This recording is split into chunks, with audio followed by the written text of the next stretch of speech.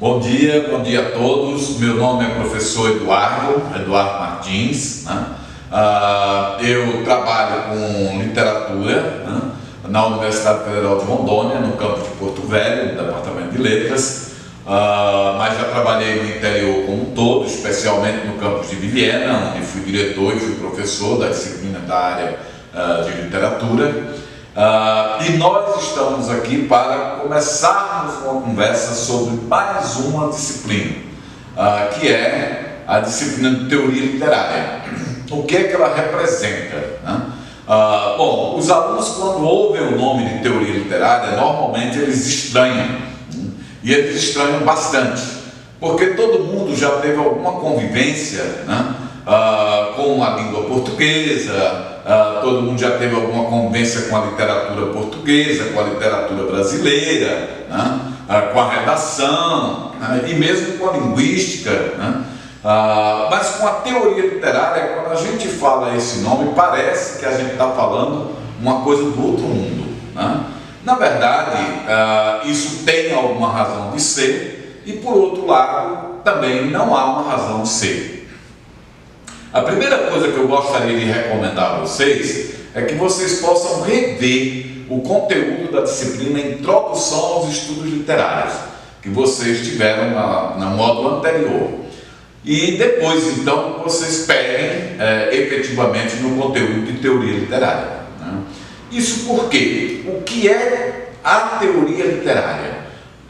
Muita gente se pergunta de onde vem essa coisa de teoria literária? O que é essa teoria literária? Como se comporta essa disciplina de teoria literária? Qual é o objeto de estudo dessa teoria, né? Bom, em primeiro lugar, eu gostaria de dizer a vocês que essa disciplina está organizada em 3 grandes unidades, e em cada uma dessas unidades nós teremos uma, 2, 3 subunidades. Então nós teremos 9 subunidades, né, em 3 unidades. A primeira unidade, ela lida exatamente com isso, né, a apresentação da disciplina, o que é essa teoria literária e com o que ela trabalha. Aqui nesse primeiro slide, né, nós temos um panorama geral do que é e como é que funciona a teoria literária. Então, se nós perguntarmos, né, e se nós questionarmos, né, qualquer pessoa que vai fazer qualquer tipo de estudo teórico, né, ela vai usar a palavra analisar, né? Então, o que é analisar? O que é que nós entendemos por analisar?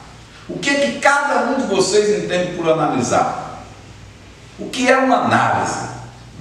Então, a análise, ela parte do pressuposto que nós temos um corpus, né, e nós temos que separar, né, em unidades menores esse corpus para poder fazermos uma análise, ok?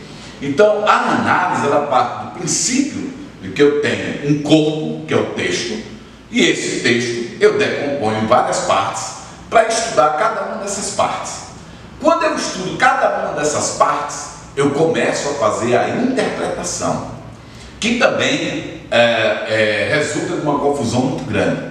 Quando nós falamos em interpretação aqui, nós não estamos falando daquele achismo, né, que todos nós usamos, né, quando alguém pergunta alguma coisa, eu acho isso ou eu acho aquilo. No caso dos textos, nós, quando decompomos o texto para fazer as análises, a nossa interpretação já vai ser diferente, porque nós vamos dizer o texto tem ou não tem, possui ou não possui. A nossa abordagem vai ser menos subjetiva e mais objetiva.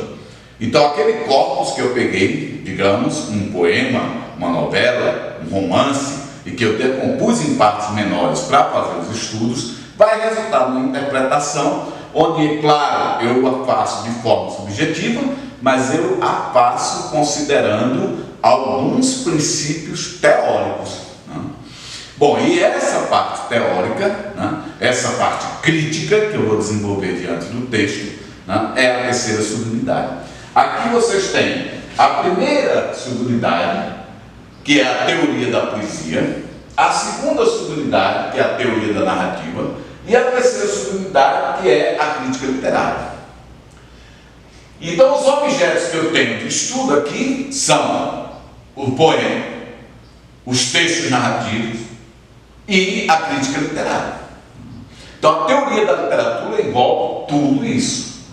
Na primeira unidade, que é a teoria da poesia, que é como nós vamos ver agora, nós temos uma linguagem para estudar, que é a linguagem da poesia, uma estrutura, que é a estrutura do poema, e uma relação, de como é que se constrói isso e qual é esta relação da poesia, ou seja, desta linguagem com a gramática.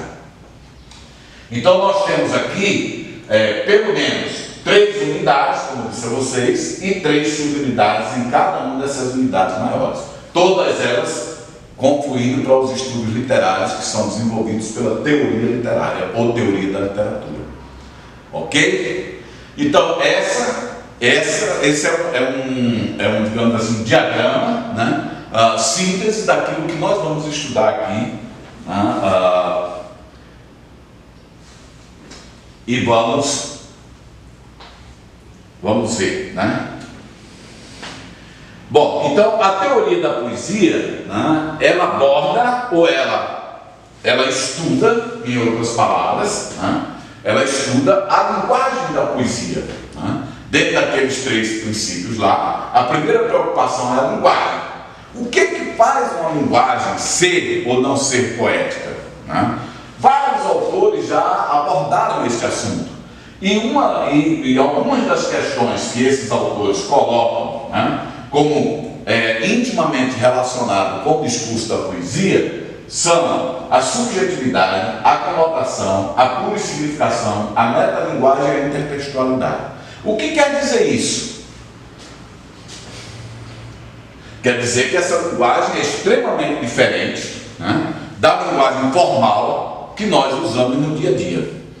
Enquanto na linguagem formal, a linguagem que eu uso no dia a dia, eu procuro ser o menos subjetivo possível e o mais objetivo possível, para que todas as pessoas para as quais eu estou falando possam me compreender, na linguagem literária não.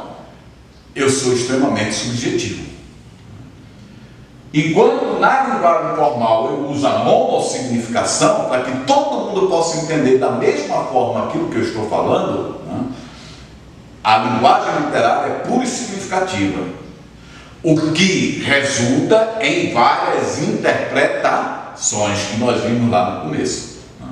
Então eu tenho plurissignificação no texto literário, eu tenho monossignificação no texto formal. Eu tenho subjetividade no texto literário, no texto poético, e eu tenho objetividade no texto formal. Aqui, eu tenho conotação, porque aí eu tenho plurissignificação. No texto formal, eu não tenho a conotação. Eu tenho, na verdade, a denotação para a construção de um único significado, que é a monossignificação. Ok? Então, quando eu penso o texto literário, eu tenho que pensar que esse texto é diferente do texto formal. A linguagem literária é diferente da linguagem formal. A linguagem poética, especialmente, é diferente da linguagem formal. E como é que eu construo isso? Com as figuras de linguagem. O que a gente pode observar nessa questão conceitual da poesia? Bom, em primeiro lugar, na apostila de vocês, que foi elaborada por um colega, o professor Rubens, que também é poeta, ele invoca alguns pensamentos do Jorge Luiz Borges, alguns aspectos são colocados pelo Borges, e aí o Borges fala uma coisa que ele chama de algo mais. E o que seria esse algo mais? Ou o que poderia resultar desse algo mais? O que nós poderíamos encarar como esse algo mais no que se refere à própria poesia? Então, nós poderíamos falar basicamente naquilo que a poesia apresenta além do que nós conseguimos perceber dentro desse mundo mais objetivo que nós representamos pela linguagem formal. o que seria isso, né? O que seria esse algo mais que nós conseguimos, né? Pelo uso dessa linguagem subjetiva, conotativa, plurissignificativa, metalinguística, né? Que leva a gente a manter a literatura em constante diálogo com outras artes, ou mesmo vários textos com outros textos, né? O que nós temos aí, né? O que seria esse mundo ou esse universo para além, né? Bom, em primeiro lugar a gente tem que pensar, né, que nós temos o real, né? E claro que a literatura não é esse real pelo menos factual, né? E portanto a poesia jamais será, né? Até porque é uma linguagem de ordem subjetiva, como nós já vimos, mas nós sabemos, né, desde os mais remotos tempos, lá de Aristóteles, né, que nós temos parâmetros, né, para jogar essa questão da linguagem literária para esse além que o Borges fala, né? E o que é isso, né? É uma semelhança, né? É o que a gente chama de mimese, né? A mimese, uma imitação desse real. Então nós não temos o real, mas nós temos um real possível, né? E aí, dentro dessa questão do real possível, né, que o Aristóteles fala, né? Então nós temos aí a verossimilhança, que é a relação de veracidade, né, desse texto, veracidade entre aspas, né, o mito, que é a organização dessa fábula, né, e aí nós temos o que resulta, né, nisso. O que resulta? Como é que você que está aí recebe, por exemplo, né, um poema que você lê? Né? Qual o efeito disso sobre você? Ou a novela que você assiste? Ou a música que você ouve? Né? Porque uns gostam de uma música e outros não gostam dessa música. Né? Como é que isso ocorre? Né? E por que isso ocorre? Quer dizer, o gosto, né, por exemplo, é uma coisa que muita gente diz, não, gosto não se discute, gosto se discute e muito, né, porque ele também pode estar relacionado ao seu nível, ao seu grau de conhecimento das artes, né. Bom, então nós temos aí, né, ao final, aquilo que nós chamamos de catarse, que é o quê? É o efeito do que tudo isso, né, vai provocar no leitor, ou naquela pessoa que está se relacionando com a arte, né?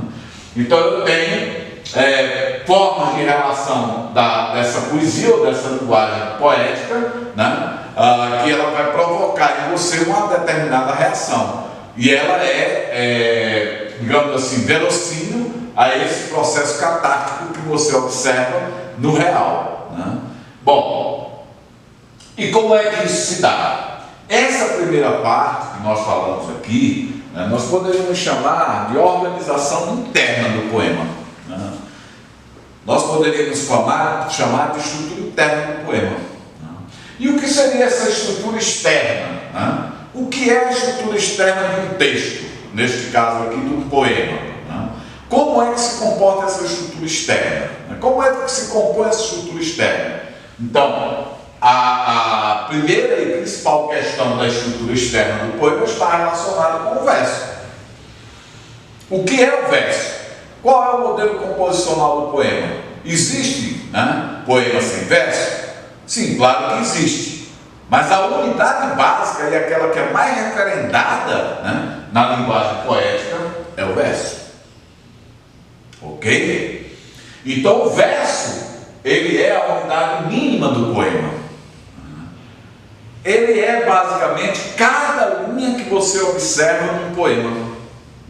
E na postura de vocês aí, né, ele aparece estudado da seguinte forma. Nós temos os versos, né, quanto ao tipo, né, qual é o tipo de cada um dos versos. Né? Aí eu tenho versos que são chamados de irregulares ou perfeitos, né, que são metrificados e rimados, os brancos que têm um método perfeito, ou seja, o tamanho é perfeito, né? Mas não rimam, né? Isso vai aparecer muito na poesia romântica brasileira, né? Poesia romântica de forma geral, mas na brasileira especificamente. Os versos quebrados, que são aqueles que rimam, mas que não têm métrica, né? E os versos livres, né? Sem o apoio rítmico da métrica e da rima, né? Ou seja, o ritmo do verso livre não está vinculado ao tamanho do verso, né? Nem à rima que ele possa trazer e compor, né? Bom, então os versos nem sempre obedecem à regularidade tradicional das formas fixas, né? As formas são chamadas de fixas ou variáveis. As formas fixas são aqueles poemas que não mudam. Normalmente eles aparecem de uma mesma forma, né? É o caso, por exemplo, do soneto. O que é o soneto? O soneto é um poema cuja estrutura externa apresenta 2 estrofes de 4 versos e 2 estrofes de 3 versos, resultando num poema de 14 versos quase sempre. Ah, professor, mas tem poema que não, tem soneto que não obedece essa forma? Tem, mas aí já é um caso específico. 90% dos sonetos são formas fixas que não variam, ok? Bom, aí tem o rodó, rondel, o canto, o real, o romancete, todos esses vocês vão ter conceituações aí na apostila de vocês, né? É o caso das 3 estrofes do poema do Paulo Leminski, né, que ele cita aí na apostila para vocês, que ele traz aí na apostila, né? Eu acho que vai estar logo em seguida, que é o aviso aos náufragos, né? Que está aí na apostila de vocês, né? E aí ele diz que esse texto, né, ou esse poema, né, não obedece senão ao ritmo do fluxo de suas ideias, tá? Então ele não tem, né,